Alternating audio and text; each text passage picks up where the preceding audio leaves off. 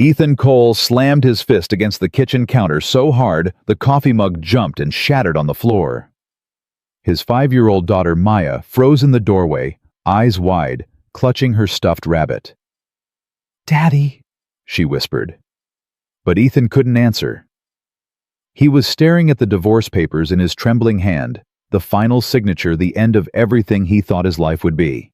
What he didn't know was that across the street, a woman in a wheelchair was about to knock on his door and change his life forever. And the secret she'd reveal 3 weeks later would shatter every wall he'd built around his heart.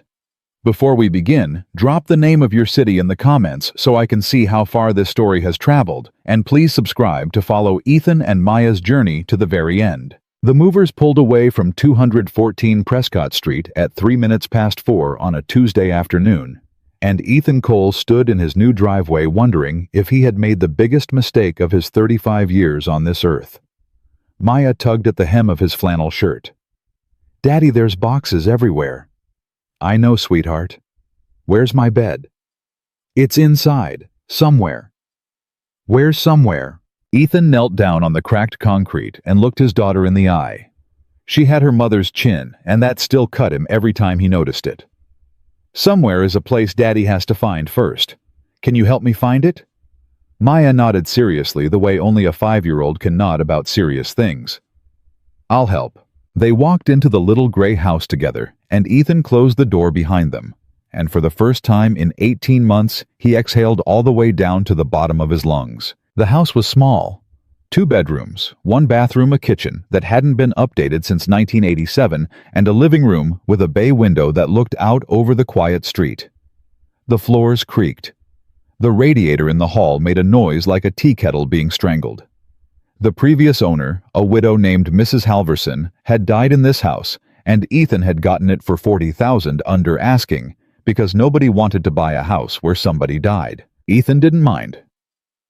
After what Rachel had done to him after the lawyers, and the accusations, and the custody fights, and the night he came home to find half the furniture gone, and his daughter crying in an empty bedroom, the ghost of an old widow seemed like gentle company. "Daddy, I'm hungry." "Okay, baby, let me find the kitchen stuff." "The kitchen is right there." "I mean the food, Maya." "Oh." He found a box marked Kitchen Essential in black Sharpie, cut it open with his keys, and pulled out a jar of peanut butter, a loaf of bread, and a plastic knife. He made his daughter a sandwich on the counter while she sat on an unopened box of books and watched him. "Daddy." "Yeah." "Is Mommy gonna come here?" Ethan kept his hands busy with the bread. "No, baby. This is our house, mine and yours. Not Mommy's. Not Mommy's." Maya thought about this for a long moment. "Okay." He handed her the sandwich. She took a bite and swung her little legs, and Ethan turned toward the sink so she wouldn't see his face. The first night in the new house was the longest night of Ethan's life. Maya fell asleep on a nest of blankets on her bare mattress, still clutching the stuffed rabbit her grandmother had given her when she was 2. Ethan sat on the floor of his own bedroom, leaning against the wall, staring at a water stain on the ceiling, and he couldn't sleep. Couldn't even close his eyes. Around midnight, he got up, padded down the hall in his socks, and stood in Maya's doorway, watching her breathe. Her little chest rose and fell, and the streetlight coming through the window made her hair look almost silver. "I'm gonna do right by you," he whispered. "I swear to God, baby girl, I'm gonna do right by you." Then he went back to his own bedroom and finally slept. The next 3 days were chaos. Ethan unpacked boxes while Maya drew on the cardboard with crayons. He hung curtains crooked, then rehung them. He discovered that the dishwasher didn't work. He discovered that the kitchen sink leaked. He discovered that one of the bedroom windows wouldn't close all the way, and he stuffed a rolled-up towel into the gap and told himself he'd fix it that weekend. On Friday morning, he went back to work. Ethan was an architect at Holloway, and Finch a mid-sized firm downtown that designed mostly commercial buildings, banks, medical offices, the occasional school. He'd been there 11 years. He was good at his job. He was meticulous and patient, and had a gift for hearing what a client wanted before the client knew how to say it. His boss, a gruff man named Walter Finch, had told him once that he was the most promising young architect he'd hired in 20 years. That was before the divorce. Now Ethan came in late because he had to drop Maya at daycare and left early because he had to pick her up and spent his lunch hour on the phone with lawyers and his ex-wife's lawyers and the custody mediator and his accountant. Walter didn't say anything about it, but Ethan could feel it. The way the other architects looked at him in the break room. The way his projects got quieter, smaller, less interesting. He told himself he didn't care. He told himself Maya came first. Most days he believed it. It was the following Tuesday evening, exactly 1 week after he'd moved in, when somebody knocked on his front door. Ethan had just finished giving Maya a bath. She was in her pajamas, damp hair sticking to her forehead, sitting on the living room floor, watching a cartoon about a blue dog. Ethan was in the kitchen, washing 2 plates in the leaky sink, when he heard it. Knock, knock, knock. He froze. He wasn't expecting anyone. He didn't know anyone in this town except Walter and the people at work and the woman at the daycare. Nobody had his new address except the lawyers. His first thought, irrational but instant, was Rachel. His second thought was she wouldn't knock. He dried his hands on a dish towel and walked to the front door. "Who is it, Daddy?" Maya asked, still watching the cartoon. "Stay there, baby." He put his hand on the doorknob and looked through the peephole. There was a woman on his porch, dark hair pulled back, a yellow cardigan. She was sitting down. No, she was in a wheelchair. Ethan opened the door. "Hi," the woman said. She had tired eyes and a warm smile, and she was holding a manila folder on her lap. "I am so sorry to bother you. I'm your neighbor. From across the street." "Okay. My name is Leah Bennett, and I think the mail carrier made a mistake." She held up the folder. "This came to my house, but it has your name on it. I would have left it in your mailbox, but it looked important." Ethan stared at her. "It's addressed to Ethan Cole," she said, squinting at him a little. "Are you Ethan Cole?" "Yes." "Sorry." "Yes, that's me." He reached out and took the folder. It was from his attorney. He recognized the return address. It was important. "I figured," she said. "Welcome to Prescott Street. You're renting or buying or buying?" "Halverson's old place." Her smile got a little softer. "She was a sweet lady. I used to bring her soup when her hip was bad." "I didn't know her." "No, I figured not." They stood there for a moment. Well, he stood. She sat. And Ethan suddenly felt very aware of his bare feet and his coffee-stained t-shirt and the fact that he hadn't shaved in 3 days. "Daddy." Maya was standing behind him in her pink pajamas, staring up at the woman on the porch. "Hi there," Leah said. "And who are you?" "I'm Maya." "Well, Maya, it's very nice to meet you. My name is Leah." "Leah?" Maya repeated carefully. "That sounds like Maya." "It does, doesn't it?" "Our names rhyme." Maya's whole face lit up. And Ethan, who had watched his daughter retreat further and further into herself over the past 18 months, who had watched her stop talking to strangers, stop making friends at daycare, stop doing all the bright little things she used to do. Ethan felt something shift in his chest. "Why are you sitting in a chair with wheels?" Maya asked. "Maya," Ethan said, "honey." "It's okay." Leah laughed. It was a real laugh, tired but real. "Maya, my legs don't work the same way your legs do, so I use this chair to get around. It's kind of like a bicycle but for sitting." "Oh." Maya considered this. "That's cool." "Thank you. I think so too." Ethan cleared his throat. "Thank you for bringing this by. I really appreciate it." "Of course. And listen," she hesitated. "I know it's none of my business, but if you ever need anything, a cup of sugar, a ride somewhere, anything, I'm right across the street, the blue house with the white shutters." "That's kind of you." "It's not kind, it's neighborly. There's a difference."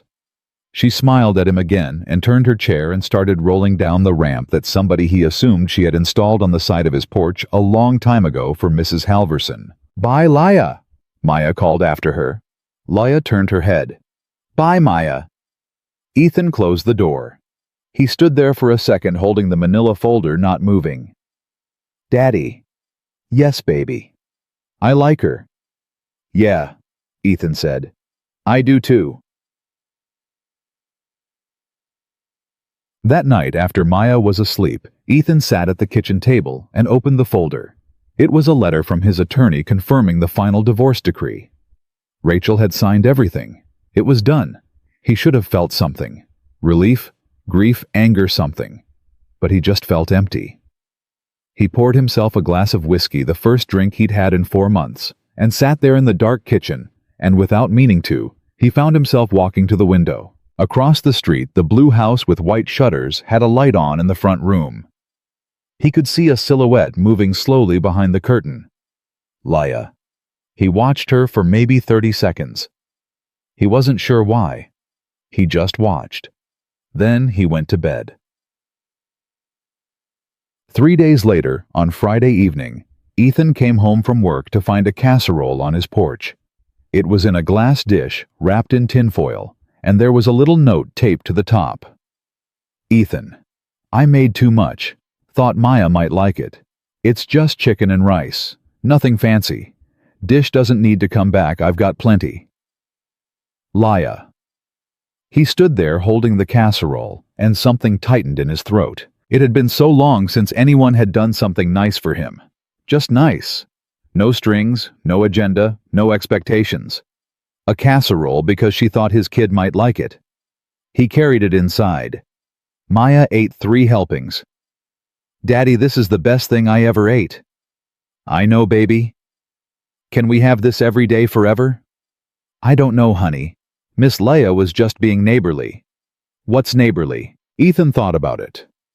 It's when somebody does something kind for the people who live near them. So, are we going to be neighborly back? Yeah, baby, we are.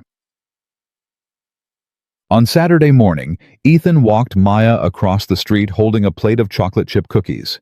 He'd baked them himself. They were slightly burned on the bottoms. Leia answered the door in a t-shirt and jeans, her hair in a messy bun. She looked surprised. Oh, hi, you didn't have to. Yes, I did, Ethan said, neighborly. She looked down at Maya, who was holding the plate with both hands and looking very serious. We brought you cookies, Maya announced. Daddy burned them. Maya. But only a little bit, not all the way. Leia burst out laughing. A real full laugh, the kind that comes out of the whole body. Well, she said, you should come inside then. I just made coffee. Ethan hesitated. He didn't want to intrude. He didn't want to be the pathetic, newly divorced dad who accepted too much kindness from strangers. Daddy, let's go in. Maya. Please, Daddy. It's fine, Leia said. Really, I was about to take a break from grading charts anyway. Come on. So they went in. Leia's house was small and warm and smelled like coffee and something cinnamon. The living room had low shelves full of books and a big soft couch and a piano in the corner. There were framed photographs everywhere. Leia as a little girl on a pony, Leia in a cap and gown, Leia with an older couple who Ethan guessed were her parents. You play? He asked, nodding at the piano. I used to, before. She gestured down at the chair without really looking at it. I still can, sort of. But it's not the same. You need your whole body to play, you know, your feet for the pedals. I'm sorry. Don't be. It was a long time ago. If you don't mind me asking. Car accident, she said. I was 23, medical school. Another student fell asleep at the wheel coming back from the hospital. He walked away. I didn't. God, it's fine, really. She smiled. I was angry for about 5 years. Then I figured out that being angry was taking up space in my head I needed for other things. So I let it go. Just like that. Not just like that, but eventually. She poured him a cup of coffee. What about you? What's your story? Ethan sat down heavily on the couch. Maya was on the floor looking at one of Leia's books, A big picture book about animals. I don't have one. Everybody has one. Mine's boring. Try me. He looked at her. She had her chin resting on her hand, and her eyes were patient and warm, and something about the way she was looking at him made him feel like it was okay for the first time in a very long time to just say it. My wife cheated on me, he heard himself say, with her boss. For about a year before I found out. When I found out, I tried to make it work because of Maya. She said she wanted to make it work too. She didn't. 6 months later, she told me she was leaving. She took half the furniture and most of the money in our account and moved in with the guy. I got the house in the settlement, but I sold it because I couldn't sleep there anymore. Now Maya and I are here. There was a long silence. That's not boring, Leia said quietly. No, I guess not. How's Maya doing? I don't know. He looked over at his daughter, who was turning the pages of the book with slow concentration. Some days she's okay. Some days she cries for her mother. Some days she acts like she forgot she ever had a mother, and that's almost worse. It'll take time. Yeah, that's what everyone says. Because it's true. He looked at her. She looked back. I'm sorry, he said. For what? For dumping all this on you. You asked a polite question. You didn't sign up for my whole sob story. Ethan, she leaned forward. I'm a doctor. People tell me their problems all day. It's fine. What kind of doctor? Gynecologist, Charleston Memorial. That sounds exhausting. I was going to say important. It's both. She smiled a little wearily. Mostly it's exhausting. 90-hour weeks. On-call nights. Patients who are scared, and patients who are grieving, and patients who are happy, and patients who have nowhere else to go. It's a lot. How do you do it? The same way you're doing what you're doing, 1 day at a time. And sometimes when it's really bad, 1 hour at a time. Ethan nodded. He understood that. God, he understood that. Maya came over and climbed up onto the couch next to him, holding the animal book. Daddy, look. A kangaroo. That's a kangaroo, yeah? Kangaroos carry their babies in a pocket. I know. That's so weird. Leia laughed. It is weird, isn't it? Maya looked up at her, then crawled off Ethan's lap and over to Leia's chair. She stopped next to the wheel, uncertain. Can I climb up? Maya asked. Ethan started to say no, but Leia was already smiling. If your dad says it's okay? He nodded, not trusting his voice. Leia lifted Maya up onto her lap with surprising ease, and Maya settled in against her shoulder and opened the animal book again, and the two of them looked at the pictures together, while Ethan sat on the couch and watched, and he did not know, could not know, what was happening to him. But something was. They stayed for an hour. Then Ethan made himself get up and say thank you and take Maya home. Leia walked them to the door. Walked wasn't right, rolled and stood on her porch watching them cross the street. Ethan, she called out. He turned. Come back any time, you and Maya, really. I will. Is that a promise or a polite thing? He smiled for the first time in what felt like weeks. It's a promise. She nodded, satisfied, and went back inside.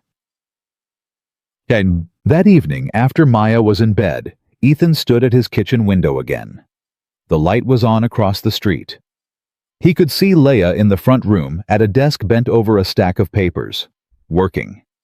He watched her for a minute. Then he thought, what am I doing? He turned off his own kitchen light and went to bed, but he couldn't sleep.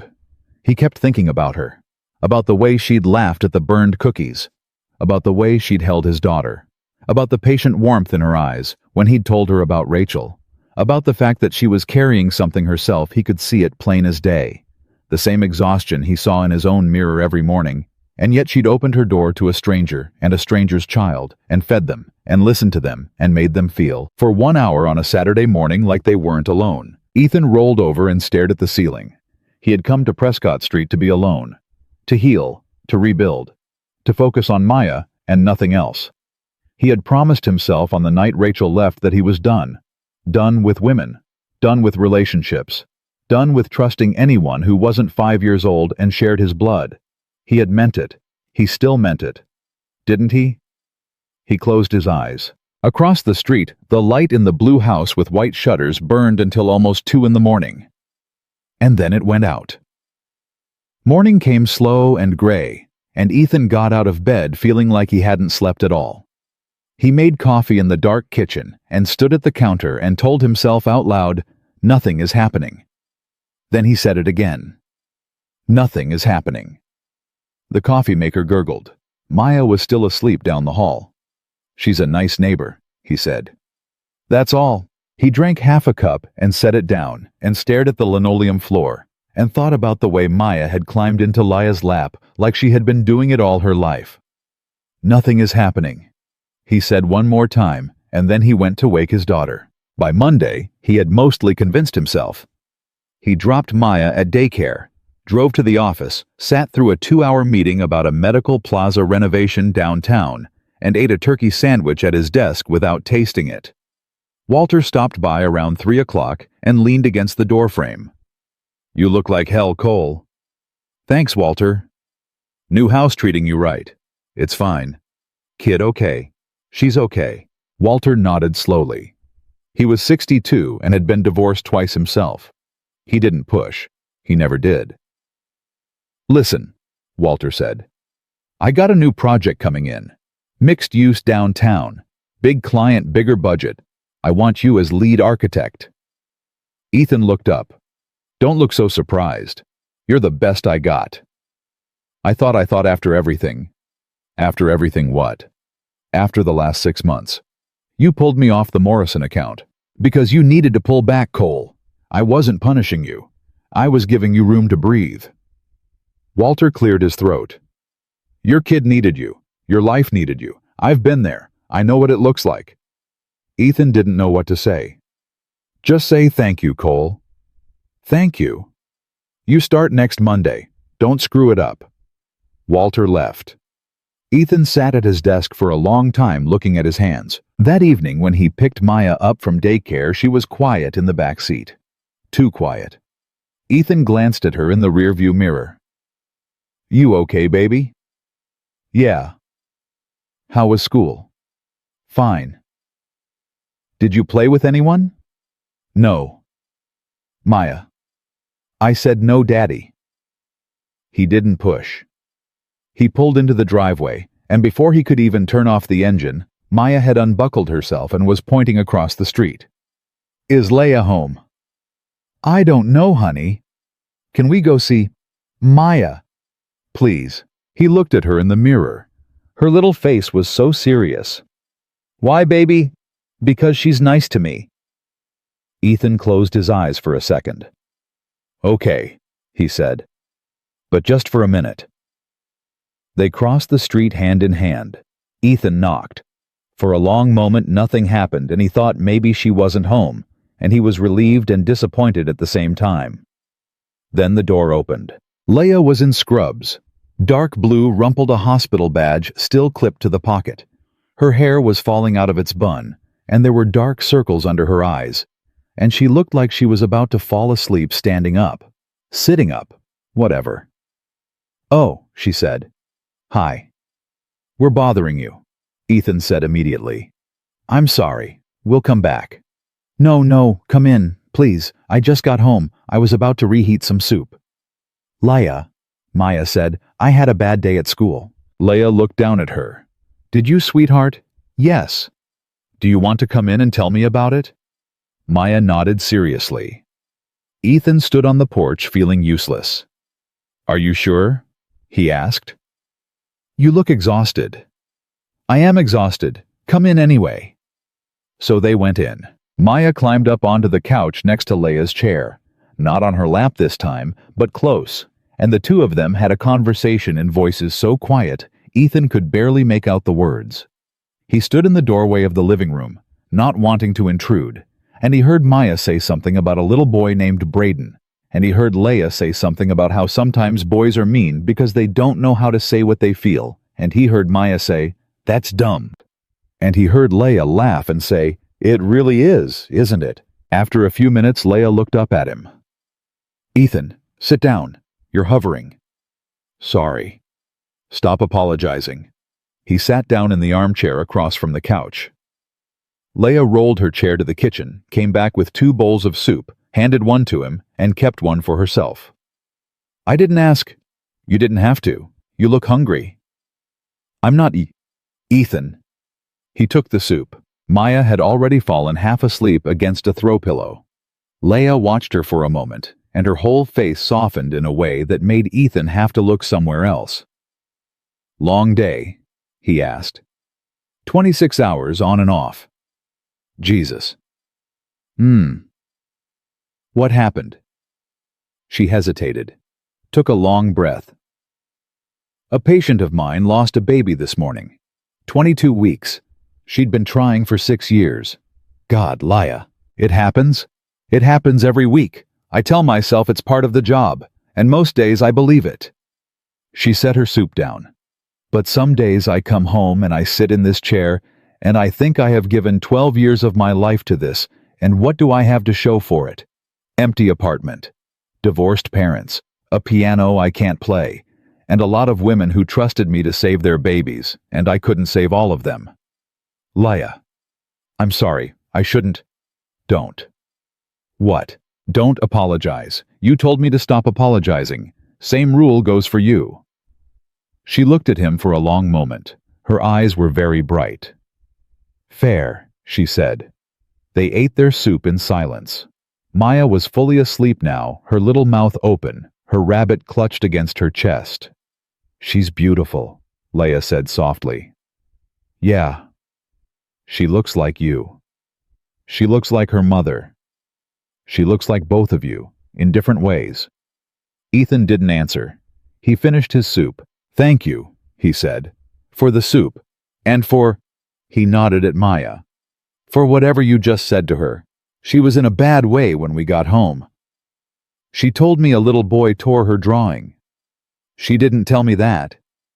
Sometimes kids tell other people things they can't tell their parents, not because they don't trust their parents, because they don't want to make them sad. Ethan felt that hit him somewhere low and hard. You think that's what she's doing? I think she's 5 years old, and she's watched her dad go through a lot. And I think she's trying to take care of you. He looked at his daughter. I'm supposed to be taking care of her. You are. And she's taking care of you. That's how families work, Ethan. Even small ones. Even broken ones. Especially broken ones. He couldn't speak for a second. I should get her home, he finally said. Yeah. He stood up, gathered Maya into his arms. She stirred but didn't wake up. Leia rolled to the door with them. Ethan. Yeah. Tomorrow's my day off. If you want to drop her here after school instead of daycare. Just for an afternoon. I'd like it. Leia, you've been on your feet, sorry, bad choice of words.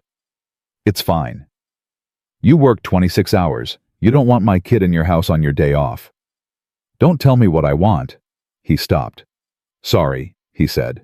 I'm inviting her, Leia said. That means I want her here. Let me have what I want, Ethan. It's a small thing. Okay. Okay. Okay, I'll bring her over after work, if you're sure. I'm sure.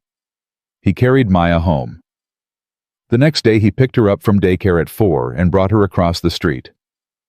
Leia answered the door in jeans and a soft gray sweater, and her hair was down and she looked like a different person, rested, younger.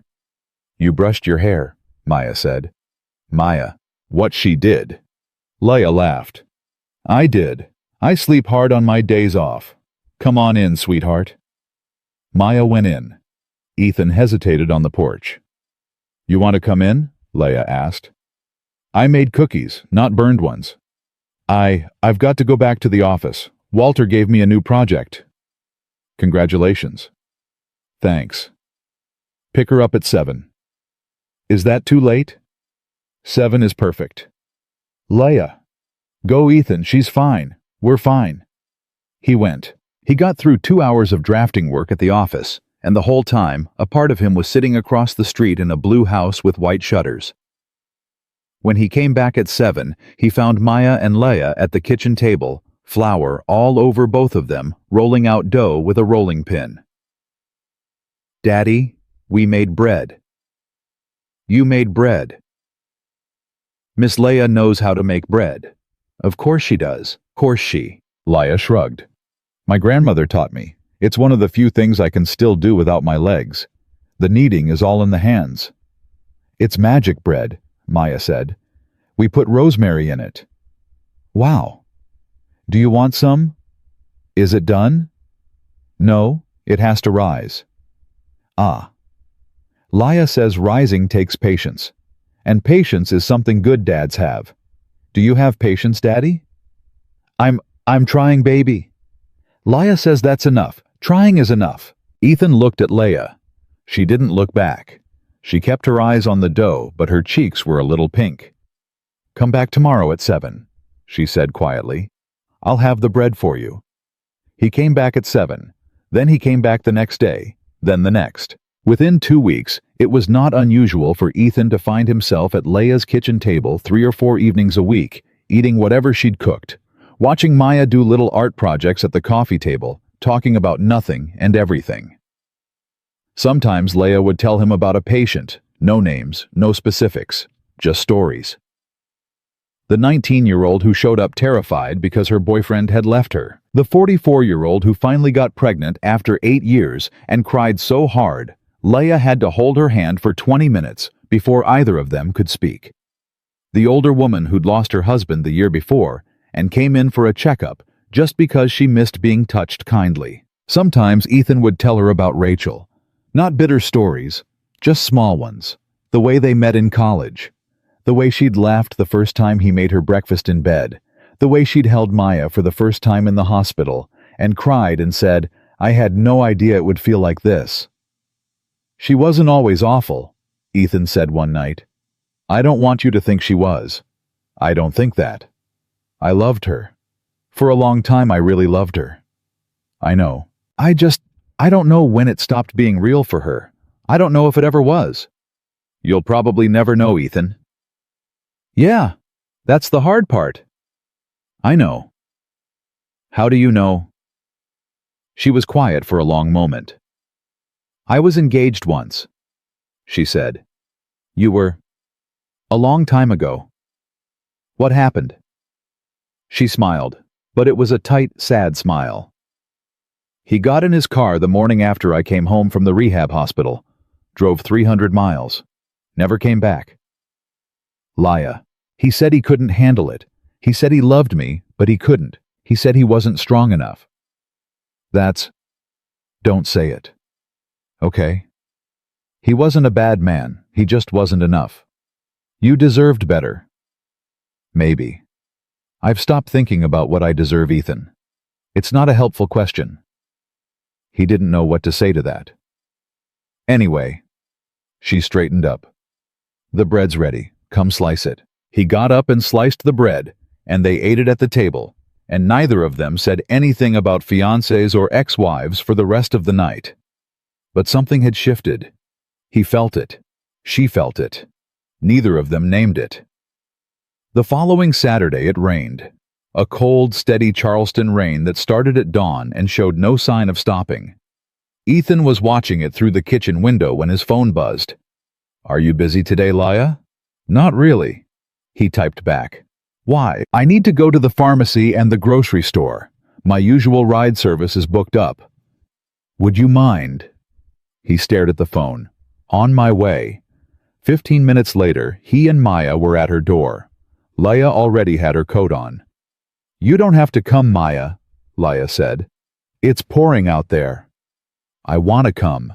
I like the grocery store. You do? Yes, because they have free samples. Leia laughed. Okay, sweet pea, you can come. Ethan had never done this before. Never helped a person in a wheelchair in and out of a car. Never folded down a chair. Never done any of it. He fumbled the first time. Leia laughed at him, but gently. You're overthinking it, she said. Just let me direct. Yes, ma'am. Don't ma'am me. I'm 34. Yes, 34-year-old ma'am. Ethan? Sorry. At the pharmacy, she picked up 3 prescriptions. He didn't ask what they were for. At the grocery store, she navigated the aisles from her chair while Ethan pushed a cart behind her and Maya chattered beside her. An older woman in the bread aisle stopped and stared. "Oh, sweetie, look at you. Such a beautiful family." Ethan opened his mouth to correct her. Leia was faster.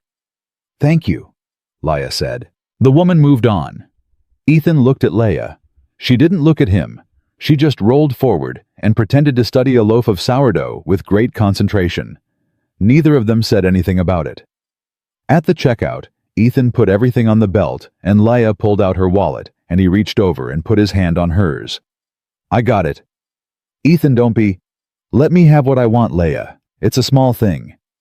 She looked at him. Her eyes were shining. "That was a low blow," she whispered. "Your own words." "I know." She let him pay. On the way back to the car, it was really pouring. Ethan put Maya in the back seat first, then went around to help Leia. The rain was coming down so hard that her hair was plastered to her forehead by the time they got her transferred in. He folded the chair, loaded it in the trunk, and got in the driver's seat, and the 3 of them sat there for a second, dripping. "We look like drowned rats," Maya announced from the back. "Speak for yourself, Maya," Leia said. Ethan started to laugh. He couldn't help it. Maya started laughing too, and then Leia was laughing, and they sat in the grocery store parking lot for a full minute, all 3 of them laughing at nothing, the rain drumming on the roof. Then Leia's phone rang. She pulled it out of her coat, looked at the screen. Her whole face changed. "I have to take this," she said.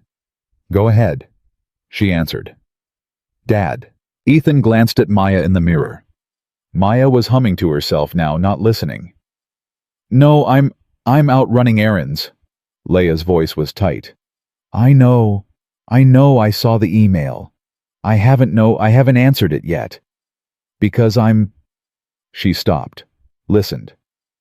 "Dad, I told you. I'm not—" She listened again, longer this time. Ethan could hear the voice on the other end. Not the words, just the tone. It was a hard tone. A used to getting its way tone. "I'll call you back tonight," Leia said. I have company. I'll call you back tonight." She hung up. She didn't put the phone down. She just held it in her lap. Ethan didn't say anything. He started the car. They drove home in silence. Even Maya got quiet. At Leia's house, Ethan helped her out in the rain, got her inside, carried the groceries into her kitchen. Maya stayed in the living room, drawing on a piece of paper Leia had given her the day before. In the kitchen, he put the last bag down and turned to her. "You okay?" "I'm fine." "Leia." "I'm fine, Ethan." "You're not." She set her jaw. "It's nothing. It's just my father." "Okay. He wants me to do something I don't want to do. It's an old argument. It doesn't matter." "Okay." "Stop saying okay." "I'm not pushing you. I just want you to know—" "Ethan, please." He stopped. She wheeled herself over to the window and looked out at the rain. "You should take Maya home," she said quietly, "before it gets worse." "Leia, please." He stood there for a second. Then he nodded. He went into the living room, gathered Maya's drawing and her coat, and took his daughter home. That evening, after Maya was asleep, Ethan stood at his kitchen window for a long time. The light in Leia's front room was on. He could see her silhouette. She was on the phone, walking back and forth, rolling back and forth across the window. She was on that phone for almost an hour. When she finally hung up, the light stayed on. She didn't move from the window for a long time. Then, very slowly, she put her face in her hands. Ethan watched her from across the street, feeling something he hadn't felt in a long time. A pull, a tug, an instinct that had nothing to do with logic and everything to do with the way his chest was aching. He picked up his phone. "Are you okay?" he typed. He watched her silhouette. She picked up her phone. She read it. She didn't answer for a long time. Then, no. He stared at the word. "Do you want me to come over?" Another long pause. Maya's asleep. I have a baby monitor. I can hear her from your porch. I'll sit on your porch. Ethan? Yes or no, Laya? The pause was even longer this time. He thought she wasn't going to answer. Then, yes. He grabbed the baby monitor off the kitchen counter, pulled on his jacket, and crossed the street in the rain. She opened the door before he even knocked. Her eyes were red, but her face was dry. She had already cried everything she was going to cry, at least for tonight. You didn't have to come, she said. I know. I'm serious. I'm embarrassed.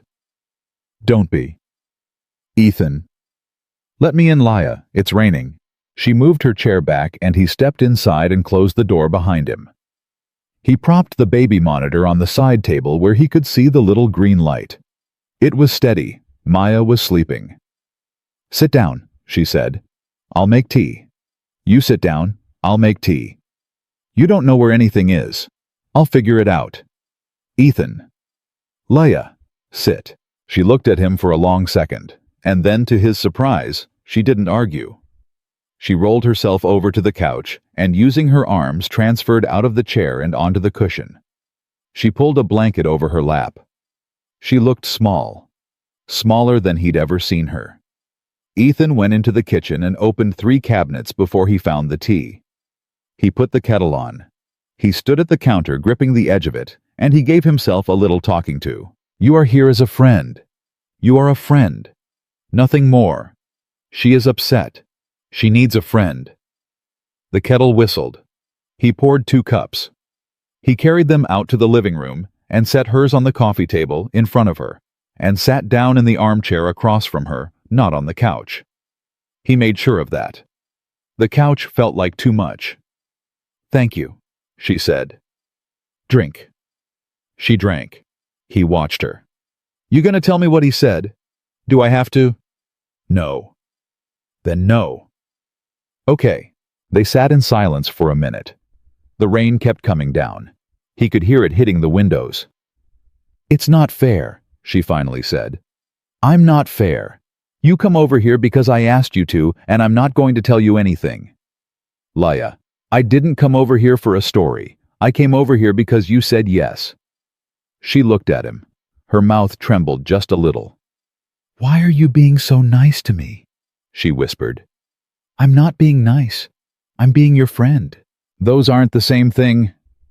No. What's the difference? Nice is what strangers do. She closed her eyes. Okay, she said. Okay, I'll tell you. She took a long breath. My father is Dr. Martin Bennett. You probably haven't heard of him, but in the medical world, he's a big deal. He ran the OB/GYN department at Johns Hopkins for 22 years. He's published 3 books. He's on the board of 4 different foundations. When I was a little girl, I used to sit in his study and watch him write papers at his desk, and I thought he was the smartest man in the world. Okay. He had plans for me from the time I was about 6. I was going to go to Penn for undergrad, then Hopkins for med school, then do my residency somewhere prestigious, then a fellowship in maternal fetal medicine, then come home to Baltimore, and eventually take over his practice. His wife, my mother, went along with all of it because she always went along with whatever he said. And did you want that? Want? For a while, yes. For a long time, actually. I wanted to be him. I wanted to be the kind of doctor he was. I wanted him to look at me the way he looked at his colleagues. She swallowed. And then the accident happened. At 23. At 23, the summer between my 2nd and 3rd year of med school, I was coming back from a clinical. There was another student in the car, a man he'd basically handpicked for me from a family he'd known for years. His name was Adrian Whitfield. Ethan felt something go tight in his chest. Adrian was driving. He fell asleep at the wheel. We crossed the center line and hit a pickup truck head-on. God, Leia. He walked away with a broken wrist. I was in the hospital for 4 months, 3 surgeries, physical therapy for a year and a half. I missed a year of medical school. When I went back, I had to relearn how to examine a patient from a seated position, how to scrub in without standing, how to do everything I'd learned to do one way a different way. And Adrian, Adrian kept visiting me at the hospital. His parents made him. My father made him. Everyone was very clear about what was going to happen. We were engaged before the accident. Did I tell you that? You told me you were engaged. You didn't say his name. It was him. I was engaged to Adrian Whitfield, and 3 weeks after I got home from rehab, he sat on the edge of my bed and told me he wasn't strong enough. Ethan couldn't speak. And the thing is, she laughed, but there was nothing funny in it. The thing is, my father didn't take his side against mine. That's not what I want you to think. He was furious with Adrian. He said Adrian was weak. He said Adrian was a coward. He said Adrian had dishonored the family. And then about 6 months later, he sat me down at his dining room table and told me that Adrian had changed his mind, that Adrian wanted to come back, that Adrian had realized his mistake. Jesus. And I said no. Good. My father was so angry with me, Ethan. He said I was being selfish. He said I was being unrealistic. He said that at my age and in my condition, the options were limited, and Adrian was a good doctor from a good family, and I was throwing away my last chance at a normal life because of my pride. Laya. He said it to my face, with my mother sitting right there. He said, in your condition. Your father said that. Yes. Your own father. Yes, Ethan. He stood up. He couldn't help it. He was so angry he had to move. He walked to the window and put his hand on the cold glass and stared out at the rain until he could breathe again. What did you say to him? He asked without turning around. I told him I would rather spend the rest of my life alone than marry a man who left me when I needed him. And then I told him if he ever used the phrase, in your condition, again, I would stop taking his calls. And did he? He said it 2 more times. I stopped taking his calls for a year. Ethan turned around. She was looking at him. Her eyes were dry now. Her chin was steady. And tonight? He asked. What was tonight? Tonight is about something else. Or it's about the same thing, really. He's been pressuring me for 6 months to take a maternal fetal medicine fellowship in Baltimore, at his hospital. He says it's the next step for my career. He says I've stagnated in Charleston. He says I'm wasting my talent on women who don't appreciate it. I know. Do you want the fellowship? No. Not even a little. Ethan, I'm 34 years old. I have spent my entire adult life working my way up in Charleston. I know the nurses. I know the families. I have patients who have been coming to me for 9 years. I like my life here. I have a house I own. I have a car that's set up for me. I have a routine. She stopped. I have a person across the street who fixes my leaky gutter and brings his little girl to see me after school. Ethan felt his throat close up. But tonight, she said, my father called to tell me that the chief of his department is retiring next year, and he has put my name forward for the position, not the fellowship. The position. He wants me to finish the fellowship quickly and then take over the department. He has already talked to the hospital board. He has already made it look like a done deal. He can't do that without your consent. He can start the machine. That's what he does. He starts the machine, and then he lets the machine do the work of making me feel like I don't have a choice. You have a choice, Leia. I know I have a choice. Her voice broke. I just don't know if I'm strong enough to make it. Ethan walked over to the couch and sat down next to her. Not touching her. Just next to her. Why wouldn't you be strong enough? Because when he pushes, I cave. I always cave. It's 34 years of training. When he pushes on me, something inside me gives way, and I start to think maybe he's right. Maybe I am wasting myself in Charleston. Maybe I am being stubborn. Maybe I am afraid of something bigger and I'm hiding out. Are you hiding out? No. Then why are you listening to him? Because he's my father, Ethan. Leia, and because... She stopped. She closed her eyes. Because I've never had a reason to fight him that was bigger than him. I've never had a reason to stay that was strong enough to stand up to the reasons he gives me to go. There was a long silence.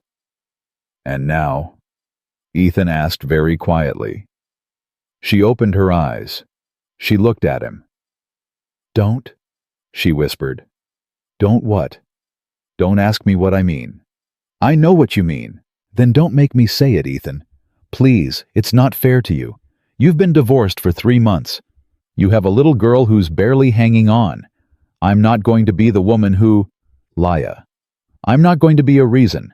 I'm not going to be a reason you make a decision about your life. That's not fair. That's not right. That's not... Laya. What? You already are a reason.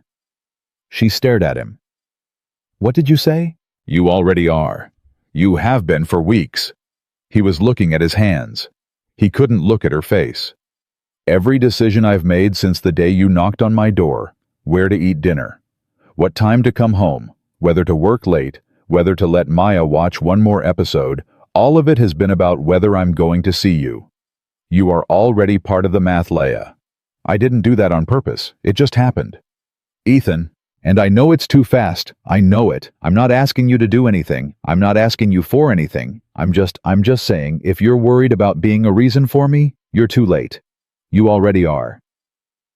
She didn't say anything. She was crying, quietly, without sound, just tears sliding down her face. Laya, I'm sorry. Don't. No, I'm not sad. I'm not... She laughed through the tears. Nobody has ever said that to me, Ethan. What? Nobody, not Adrian. Not nobody has ever said I was part of their math. Then everybody was wrong. She reached out and she took his hand. She just took it, and she squeezed it, and she held on. They sat like that for a long time. Neither of them moved. The rain kept coming down outside. The baby monitor on the side table kept its little green light steady. I have to tell you something else, she finally said. Okay. I haven't told anyone this. Okay. She took a breath. The fellowship isn't just a fellowship. The real reason my father wants me in Baltimore is that Adrian's wife died last year. Ethan went still. He has 2 little boys. He's a widower. Leia. My father and Adrian's father, they've been talking. For months. And the word they've used is reconciliation. They think that after all this time with Adrian in the situation he's in, and me being the way I am, in your condition. Yes, your father actually said that again. Not in those words, but yes. Ethan felt something cold and white-hot at the same time. He didn't know he could feel both those things at once. Laya, your father is trying to marry you off to the man who left you in a hospital. Yes. Because he thinks nobody else would have you. Yes. And he's telling himself it's for your own good. Yes. Ethan stood up. He walked to the window again. He put his forehead against the cold glass and he breathed in and out until he could trust himself to speak. I'm going to say something, he said. And I want you to hear me. Okay? You can tell me to go home. You can tell me this is too much, too fast, too soon. You can tell me I don't know what I'm talking about. And I will go home and I will respect it. But I have to say this first. Okay.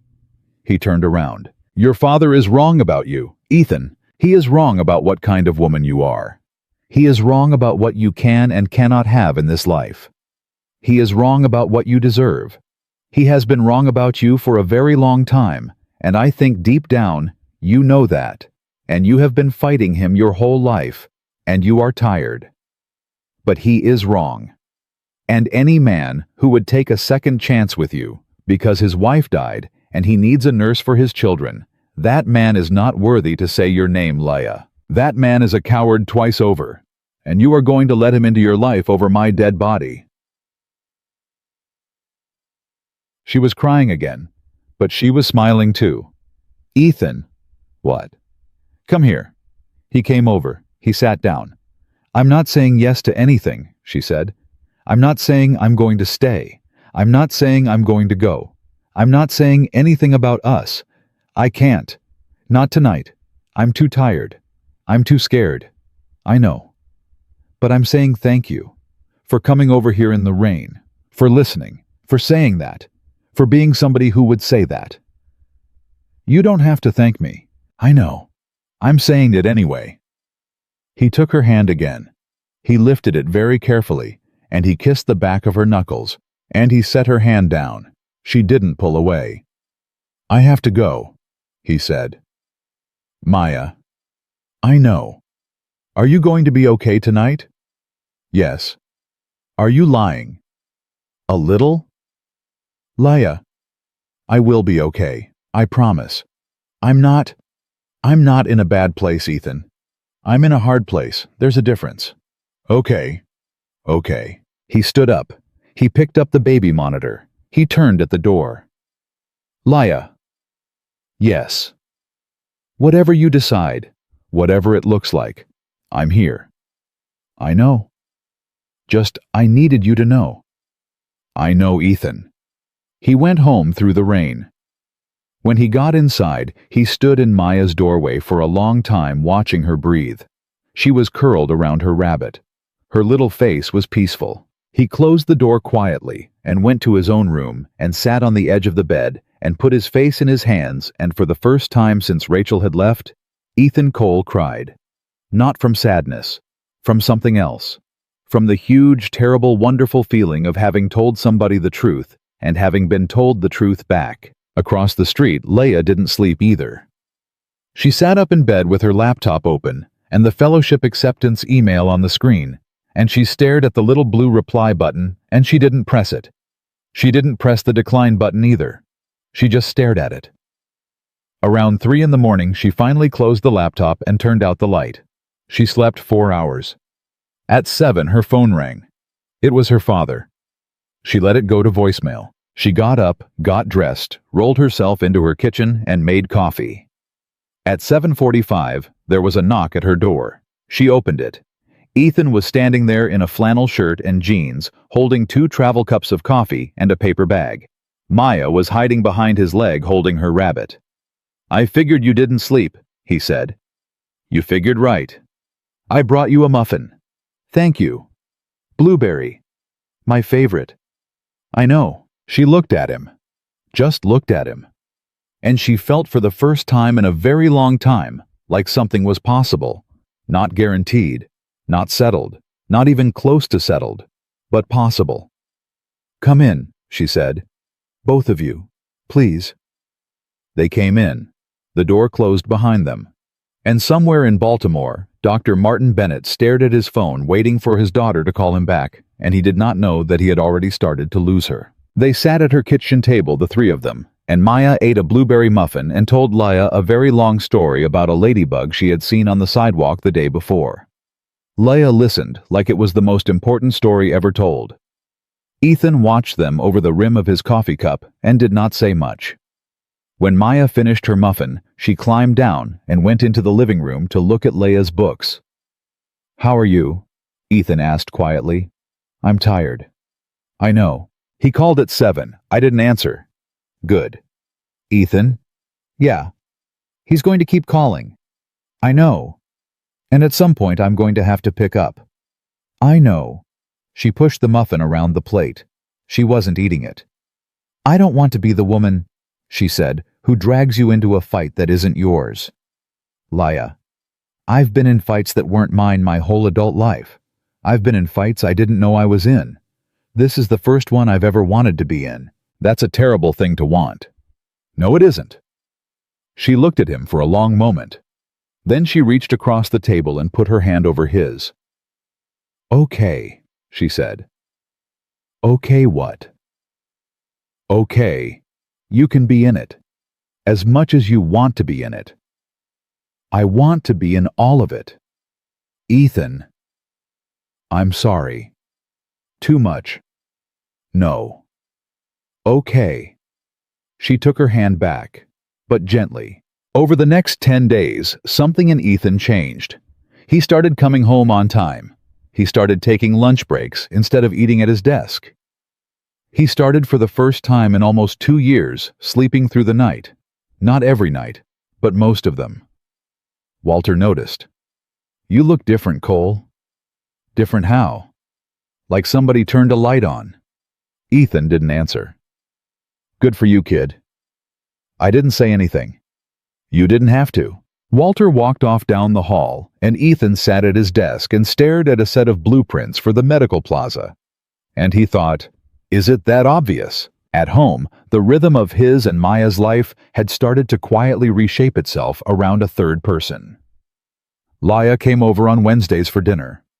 Ethan and Maya went over on Fridays. Saturdays were shared grocery runs, errands, once a trip to the aquarium, where Ethan pushed Leia's chair up the long ramp, and she laughed at him for being out of breath. Sundays, by unspoken agreement, Ethan and Maya had to themselves. Leia said she needed a day to be alone. Ethan said he understood. He did understand, partly. One Wednesday, Leia didn't come. Ethan had made spaghetti. He'd set 3 places. At 7:30, she still hadn't knocked. At 7:40, he pulled out his phone. "Everything okay?" he typed. Nothing. 8 o'clock came. He fed Maya. At 8:15, as he was washing the dishes, there was a knock at the door. He opened it. Leia was on the porch, and her face was wrong, tight, closed. "I'm sorry," she said. "I meant to text. I just... Come in." "Is Maya awake?" "She's playing in her room." "Okay." She wheeled into the kitchen. She didn't speak. She sat at the table. He poured her a glass of water. She didn't drink it. "Laya, he came today." "What?" "My father. He flew in. He showed up at the hospital at 11 o'clock this morning. I was between patients.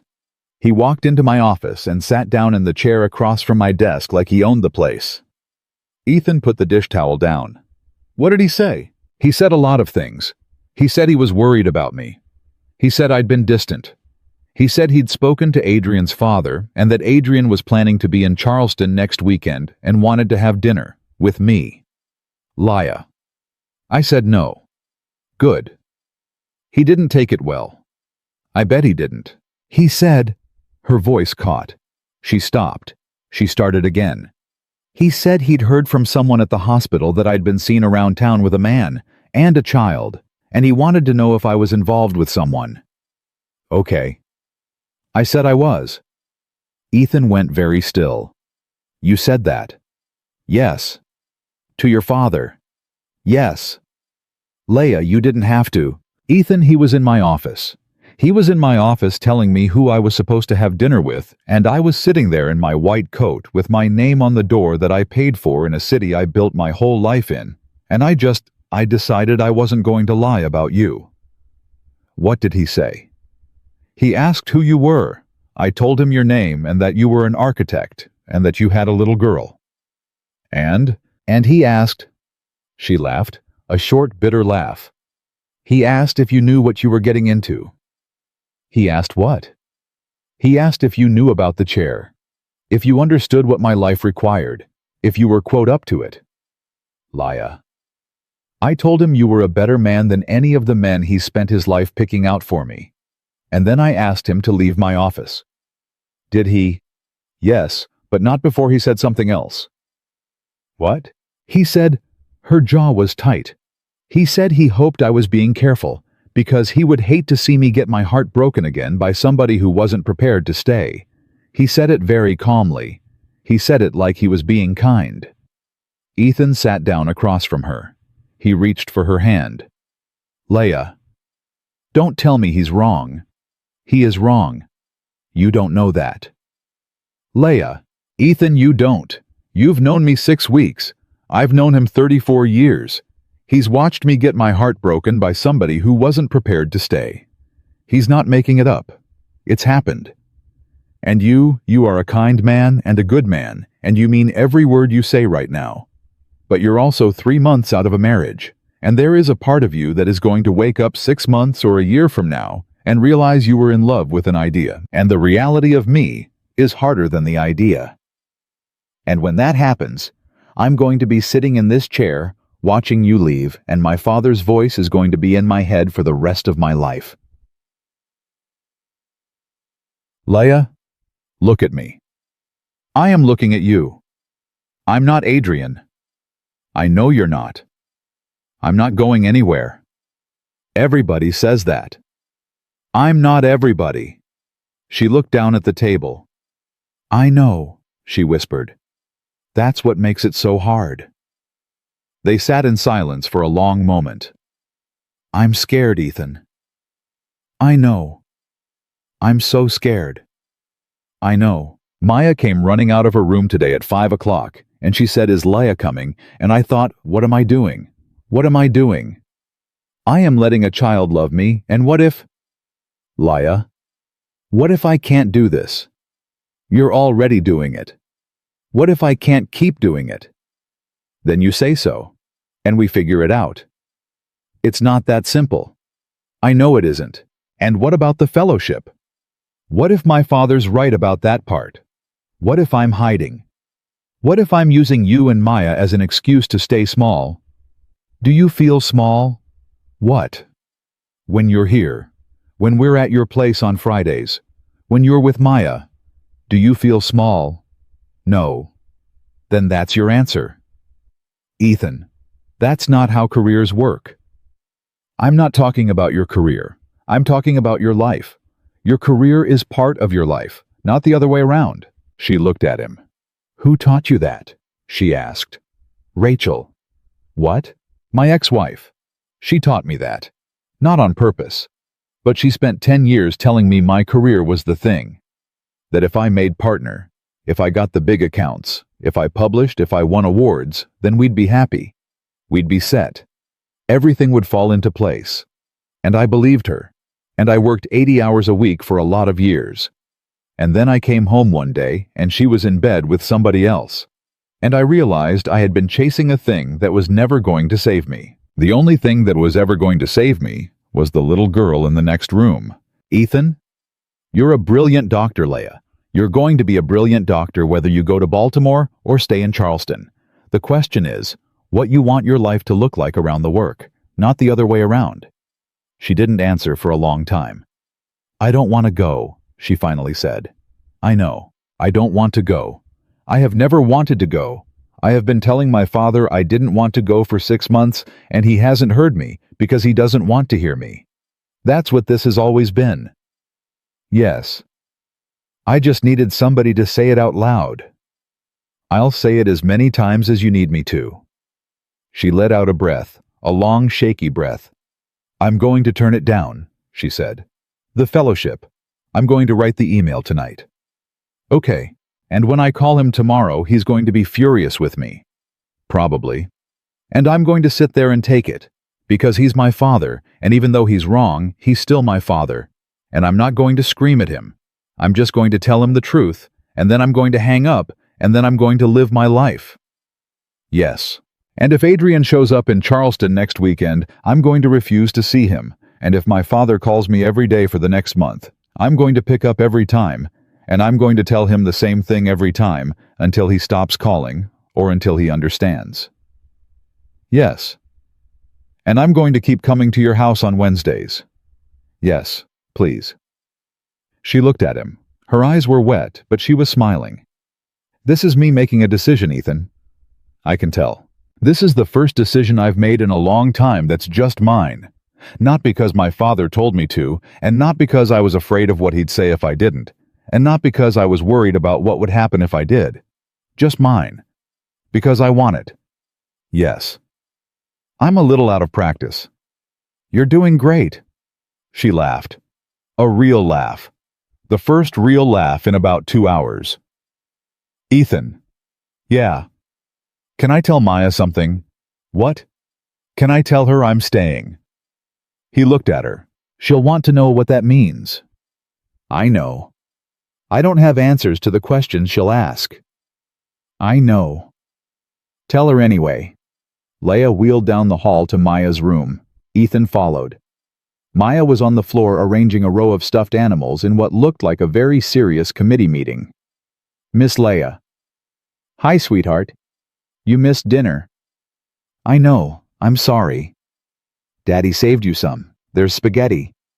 Thank you. Are you staying? Leia paused. Yes, sweetheart. I'm staying. For dinner. For dinner. And for longer. Maya thought about this. How much longer? A lot longer, if that's okay with you. Maya considered. She looked at her stuffed rabbit. She looked at Ethan. She looked at Leia. Are you going to be here for Christmas? I'd like to be. And for my birthday?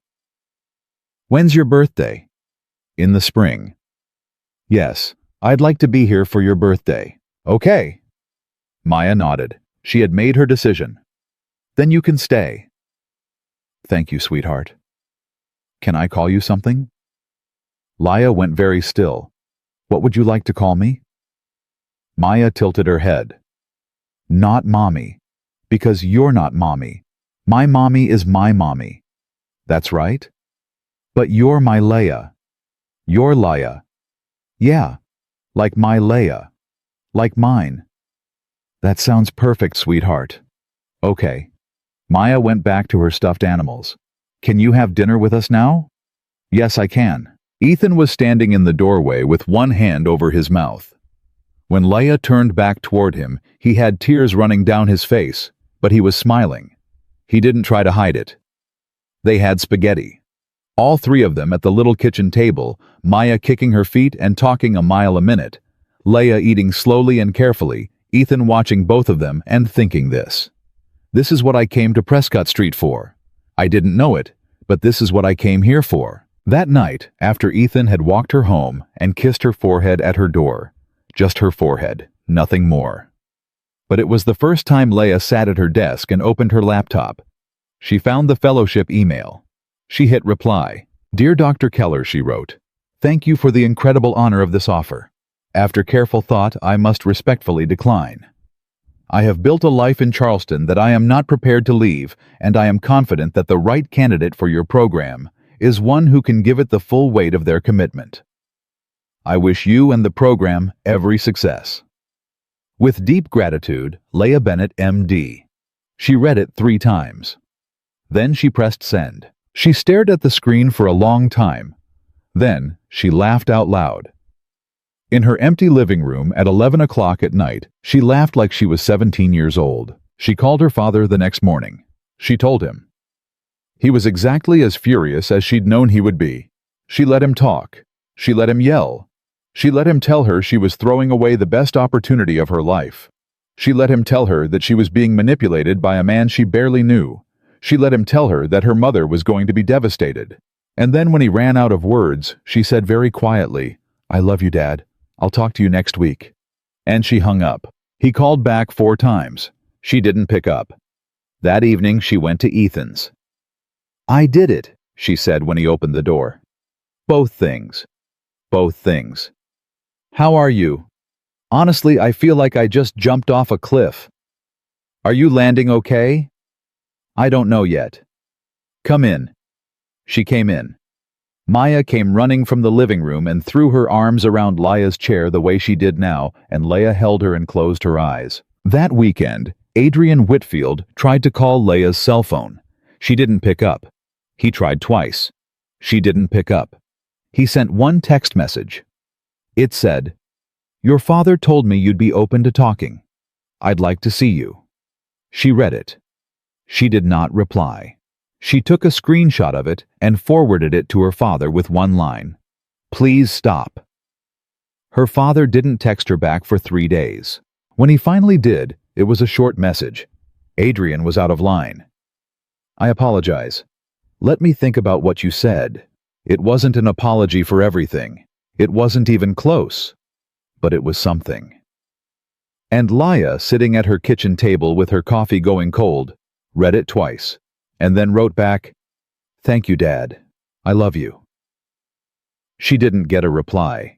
She hadn't expected one. The days kept going. Ethan started his new project at the firm, and it was bigger and more demanding than anything he'd done before, and he found to his surprise that he had energy for it, in a way he hadn't had energy for anything in 2 years. He'd come home at 6, pick Maya up on the way, and walk in the door, to find Leia on Wednesdays, sitting at the kitchen table with a glass of wine, a casserole in the oven, some novel cracked open on her lap. Waiting. One evening in early December, she was in her usual spot when he came in. He set down his briefcase. He kissed her forehead. He looked at her.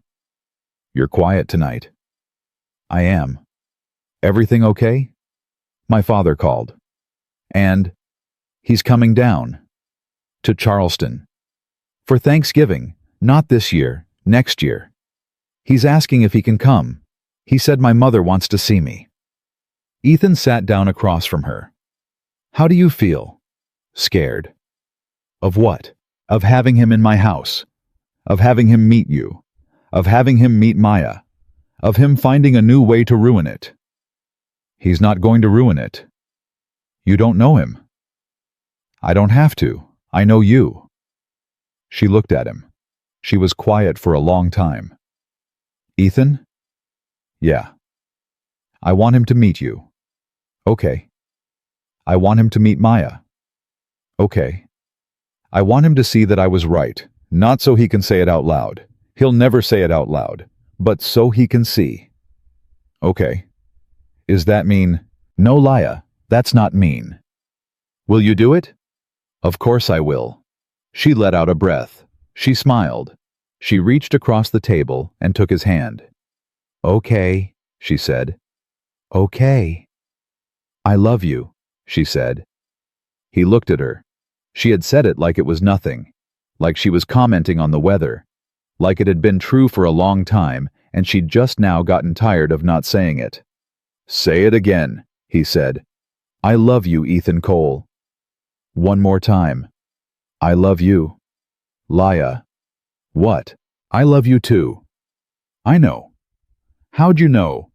Because you bring me blueberry muffins, and because you came over in the rain, and because every time I look at you, you're already looking at me. Fair enough. She laughed. He laughed. Maya wandered into the kitchen and said, Why are you laughing? And they both said, Nothing. At the exact same time, and Maya narrowed her eyes and said, You guys are weird, and went back to her coloring book. That night after dinner, after Maya was asleep, Ethan and Leia sat on the couch in his living room. She was leaning against him. His arm was around her shoulders. They weren't talking. They were just sitting. Ethan. Yeah. I've never done this part before. What part? The happy part. Me neither. Are we doing it right? I don't know. I think so. She tilted her head up and looked at him. I think we are too, she said, and for the first time in a very long time on the couch of a little gray house on Prescott Street, with his daughter sleeping down the hall, and a woman he loved under his arm, and the faint smell of spaghetti still in the kitchen. Ethan Cole felt like his life had finally started. The weeks that followed were in a way Ethan had not expected the hardest ones yet. Not because things were bad, because things were good. And he had forgotten what to do with good. He found himself waking up at 2 a.m, staring at the ceiling, waiting for the other shoe to drop. He kept checking his phone for a text from Leia that would say, I changed my mind. He kept listening for the sound of her chair not coming up his walk on Wednesdays. One morning he drove to work, and halfway there he pulled over on the side of the road because his hands were shaking. He sat in his car on the shoulder for 10 minutes before he could keep going. That night he told Leia about it. I don't know what's wrong with me, he said. Everything is good, and I feel like I'm falling. You're not falling. It feels like falling. It's landing. What? You're landing, Ethan. After the last 2 years, you forgot what the ground feels like. So when you finally touch it, you think something's wrong. But it's just ground. It's just solid ground under your feet for the first time in a long time. He looked at her. How do you know that? Because I did it too. 3 weeks ago, I was terrified for 4 days straight. I thought I'd made the worst mistake of my life. I kept checking my email for the fellowship people to beg them back. I couldn't sleep. I couldn't eat. And then one morning I woke up and I made coffee, and I sat at my kitchen table and I thought, oh, this is just my life. This is what my life is now, and I cried for 20 minutes and then I was fine. Just fine. Not just fine. Fine in a whole different way than I've ever been fine. Laya. Yeah. I'm so tired. I know. Can I sleep here tonight? She went still. On the couch. he added quickly. I mean on the couch. I don't want to go home and lie in my bed and stare at the ceiling and wait for it to be morning. I want to be near you. Ethan, it's your house. I know. I'm the one who doesn't live here. He laughed. He hadn't realized what he'd said. Sleep in the spare room, she said. I'll sleep in your bed. Leia. Or you sleep in your bed and I'll sleep on the couch, either way. But I'm not going home tonight. Stay. I'm staying. In my room. You sure? Nothing has to happen. I just don't want to be alone. Okay.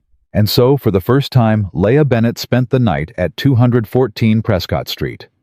Nothing happened. Not that night. They lay side by side on top of the covers, fully dressed. Her head on his shoulder, his arm around her, and at some point, they both fell asleep. And when Ethan woke up at 5 in the morning to Maya calling for water, he looked at the woman still asleep on his chest and thought, this is it. This is the rest of my life. And I'm not scared anymore. He got up and got Maya her water and came back and lay down again. Leia stirred. What time is it? She mumbled. 5. Go back to sleep. Okay. He went back to sleep. When he woke up again at 7, Maya was standing in the bedroom doorway in her pajamas holding her rabbit looking at the two of them. Leia's in your bed, Maya said. Ethan sat up. Yes. She stayed over.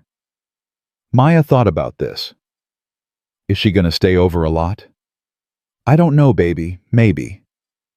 Okay. Is that okay with you? Maya considered. Yeah, but I want pancakes. Okay, I'll make pancakes. Leia 2. Leia 2 what? Leia 2 pancakes. Got it. Maya padded off to the kitchen. Ethan looked down at Leia. She was awake. She was smiling. Leia 2 pancakes, she said. Apparently. That's going to be my new life motto. Good motto. He made pancakes. Maya ate 4. Leia ate 2. Ethan ate none because he kept getting up to flip them, and by the time he sat down, Maya had stolen half of his. He didn't mind. That afternoon, Leia went home to shower and change and do laundry.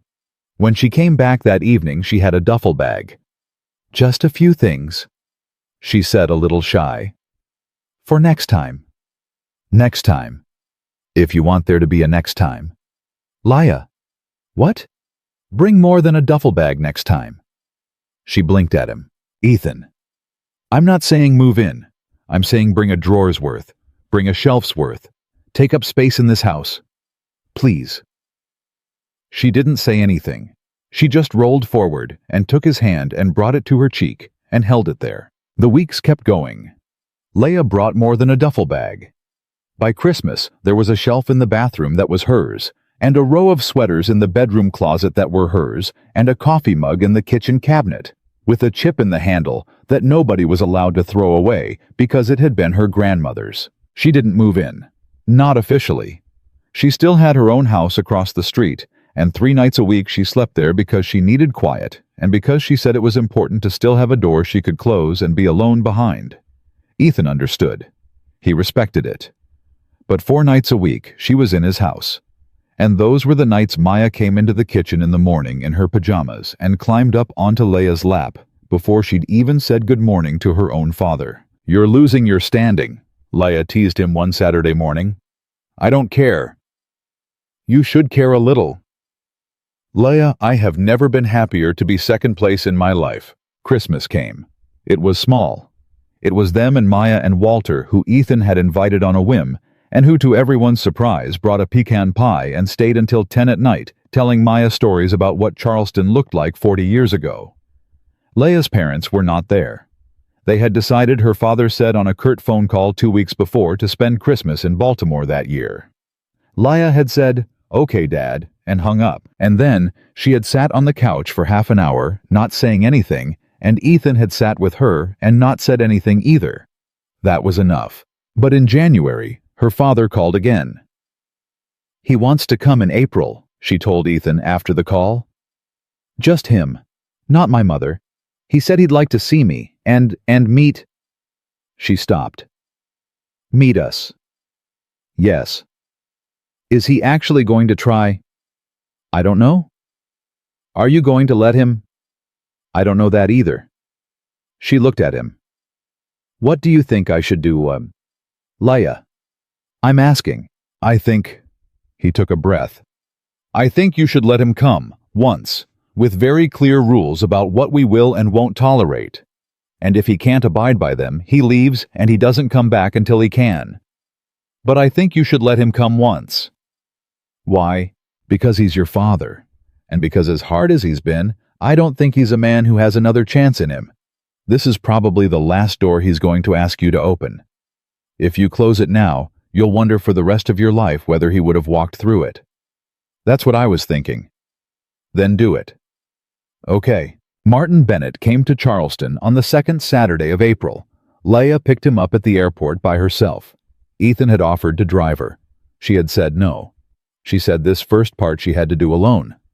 At 4 o'clock, she called Ethan from her car. "We're 10 minutes out. He's being quiet. He hasn't said much. I don't know if that's good or bad." "I'll be ready." "Is Maya ready?" "Maya is very ready. She's been asking what a grandpa looks like for 45 minutes. Leia laughed. A short, nervous laugh. "Ethan." "Yeah." "Whatever happens today, thank you." "For what?" "For being the reason I have anything to show him." She hung up before he could answer. At 4:20, they pulled up in front of Ethan's house. He watched from the porch as Leia got herself out of the driver's side. Her father, a tall, silver-haired man in a dark coat, was out of the car before her, standing on the sidewalk watching. He didn't move to help her. Ethan thought at first that was cold. Then Leia slid herself into her chair with practiced efficiency, and her father watched, and Ethan understood. The man was watching his daughter do something he had never learned how to watch without flinching, and he was letting her do it. That was its own kind of respect. Ethan came down the walk. "Dad," Leia said. "This is Ethan Cole." Martin Bennett looked at Ethan. His eyes were gray and tired and guarded. "Ethan?" "Dr. Bennett." "Martin is fine." "Martin." They shook hands. Nobody smiled. Neither one faked it. "Come in," Ethan said. "Maya's been waiting." They went inside. Maya was in the living room in her best dress. She had picked it out herself, with her hair in 2 braids that Leia had done for her that morning. She was holding a piece of paper. "Hi," Maya said. She was shy. Ethan had never seen her shy. "Hello, young lady." "I made you a card." "For me?" "Yes." She handed it to him. Martin Bennett took the card. He opened it. He looked at it for a long time. Ethan couldn't see what was on it. "What does it say?"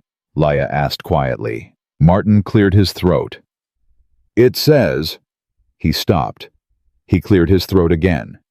"It says, 'Welcome, Grandpa,' from Maya." There was a silence. "Oh," Leia said very softly. Martin Bennett looked at Maya. Maya looked back at him uncertain. "Thank you," he said. His voice was different, rougher. "Thank you, Maya. That is very kind." "You're welcome." "Maya, do you know what a grandpa is supposed to do?" "Yes." "What?" "Read books, and sometimes give cookies, and remember your birthday." "I see." "Do you do those things?" "I haven't, but I can start." "Okay." She turned around and went back to her coloring table like it was settled. Martin watched her go. Then he looked at Leia, and Leia looked at him. And Ethan, who had been watching this whole thing, felt his throat go tight. "Leia," Martin said. "Yes, Dad. I owe you an apology. I owe you a great many apologies. I don't know if I have enough time left to make all of them, but I would like to start if you will let me." Leia didn't speak. She nodded once. Small. "I have been," Martin said, "a proud, stubborn, frightened man. And I have spent your whole life trying to arrange the world so that nothing bad would ever happen to you, because I could not bear the thought of anything bad happening to you. And when the accident happened, I could not forgive myself. Not for the accident. For the fact that I could not protect you from it. And so I tried to protect you from everything after. From every choice that seemed too risky. From every man who seemed too uncertain. From every path that wasn't the one I had planned. And in trying to protect you, I have failed you, Laya. I have failed you for a long time. And I am sorry. Laya was crying. She didn't make a sound. She just let the tears come. You don't have to forgive me today. You don't have to forgive me at all. But I had to say it. Because your mother and I were watching the little girl on our phones, Maya, through those pictures you've been sending, and I realized that I have been refusing to meet my own grandchild. Because I was too proud to come see the life you had built without me. And that is not a thing I am willing to keep doing. Leia looked at Ethan. Ethan nodded. Leia rolled forward slowly and took her father's hand. Sit down, Dad, she said. And Martin Bennett sat down on Ethan Cole's couch and cried, quietly. A man who had probably not cried in 20 years. And his daughter sat next to him in her chair and held his hand, and across the room, Maya looked up from her coloring and said, Grandpa, why are you sad? And Martin said, I'm not sad, sweetheart, I'm happy. And Maya said, then why are you crying? And Martin said, because sometimes grown-ups cry when they're happy. And Maya thought about this and said, that's dumb. And everyone laughed. It wasn't a fairy tale. It wasn't a movie. Things didn't get fixed in one afternoon. Martin Bennett stayed for 4 days. There were hard conversations. There were moments where he started to slide back into his old way of speaking, the in-your-condition voice, and Leia had to stop him gently but firmly. There were moments where Ethan had to leave the room because he didn't trust himself to stay polite. There were moments where Maya got bored and climbed into her grandfather's lap and fell asleep. And Martin sat there for an hour, not moving, afraid to wake her. When Martin left on Wednesday morning, he shook Ethan's hand at the door. Son, Martin, I was wrong about you. Okay. I'm not going to make a speech. I just want you to know that I know. Thank you. Take care of her. I'm going to. I know. Martin hugged his daughter. He hugged Maya. He left. Leia sat in the living room for a long time after he was gone. She didn't say anything. Ethan didn't push. He made lunch. He fed Maya. He waited. Finally, around 3 o'clock, Leia looked up from the window and said, I got my father back. Yes. I didn't think I was ever going to. I know. I didn't even know I wanted to. I know. She wheeled over to him. He sat down on the arm of the couch, so they were at the same height.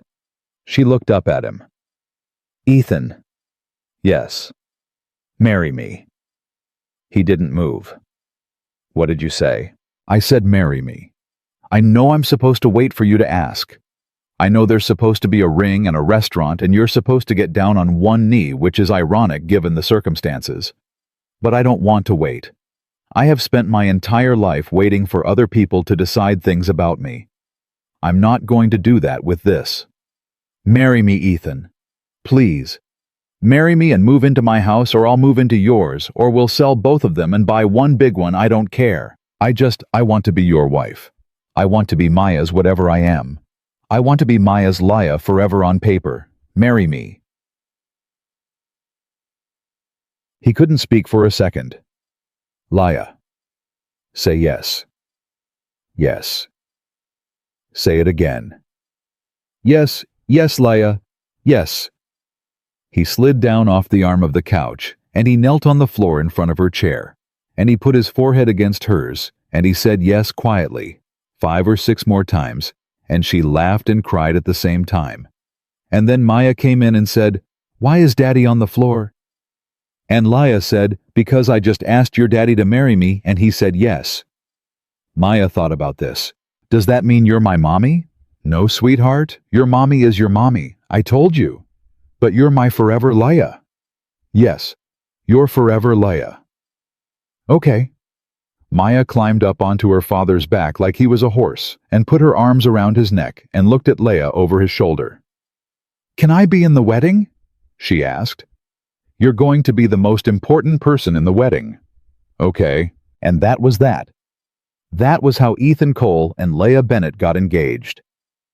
On a Wednesday afternoon in a little gray fixer-upper on Prescott Street, with a 5-year-old girl climbing on her father's back and a 40-year-old woman with tired eyes proposing to a 35-year-old architect who had 3 months earlier believed his life was over. They got married in September in Leah's backyard. She wore a cream-colored dress.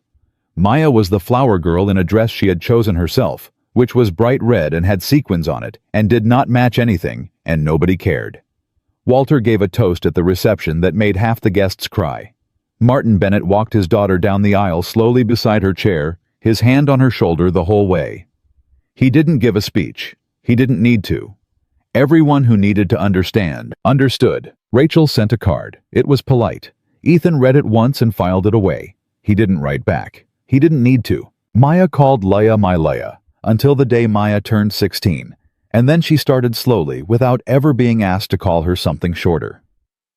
Just Mom. Not because Leah had replaced her mother. Rachel was still her mother, and they spoke, and Maya visited her in Atlanta on school breaks, and it was complicated the way those things are complicated.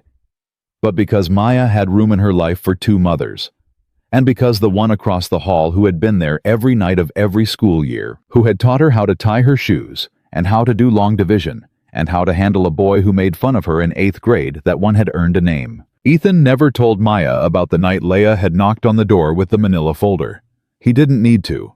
Maya knew. She had been there. And sometimes on Wednesday evenings, many years later when the house was quiet, and Maya was away at college, and Leah was at the kitchen table grading charts, and Ethan was washing dishes in the leaky sink that he had still stubbornly never fixed.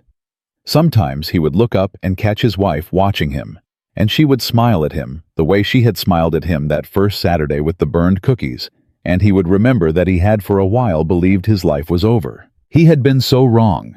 He had been so beautifully, miraculously wrong. And every day for the rest of his life, he thanked God for the quiet Tuesday evening when a woman he didn't know had knocked on his door with a piece of misdelivered mail, and without either of them meaning to save them both.